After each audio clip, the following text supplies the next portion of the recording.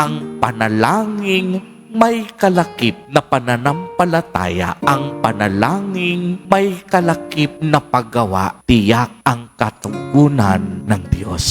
Kaya naman, kung ang ating panalangin ay nakatali din sa kaniyang misyon at pag-ibig, binibigyan tayo ng Diyos ng lakas upang gawin ang mas malaki at mas dakilang bagay, sapagkat ang panalangin hindi lamang ito tungkol sa milagro, kung hindi ito ay milagro ng pagbabago ng puso at ang pagpapatuloy ng misyon ni Kristo sa mundo. Kaya nga sa ating panalangin sa araw na ito, naway makita natin ang mukha ng Ama sa pamamagitan ni Kristo, sa pamamagitan ng kaniyang salita, sa pamamagitan ng Eucharistia at banal na komunyon na ating tatanggapin mamaya, at higit sa lahat sa pamamagitan ng pagmamalasakit sa kapwa. Hindi malayo ang Diyos Ama. Kapiling natin siya sa tuwina. Nasa loob siya